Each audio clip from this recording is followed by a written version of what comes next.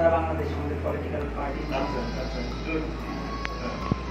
খেয়াল রাখবেন। অবশ্যই, হ্যাঁ, আমরা আপনাদের খেয়াল রাখবো, আপনারা আমাদের খেয়াল রাখবেন। সমস্ত ভালো কাজে সমস্ত সত্যের সাথে থাকতে হবে।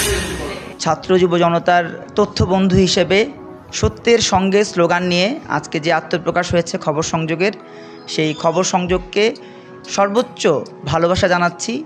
বাংলাদেশের মানুষের জন্য একটা মাত্র গণমাধ্যম নয়, সকল গণমাধ্যম সত্যের সঙ্গে থাকুক, সেই প্রত্যাশায় আপনাদের খবর সংযোগের এই পথ চলাকে কৃতজ্ঞতা, ভালোবাসা, শ্রদ্ধায় অভিবাদন জানাচ্ছি।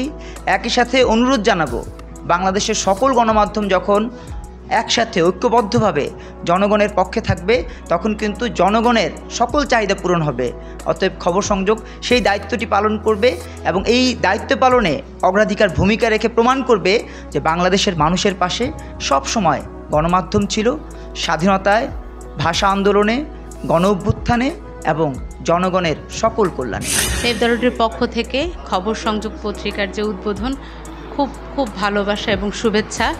আমরা বিশ্বাস করি একটি পত্রিকা সব সময় সাদাকে সাদা এবং কালোকে কালোই বলে, সেই বিশ্বাস থেকে এগিয়ে যাবে খবর সংযোগ। দোয়া রইল, ভালোবাসা রইল এবং একই সাথে পথ চলার প্রত্যয় রইল। ভালোবাসা।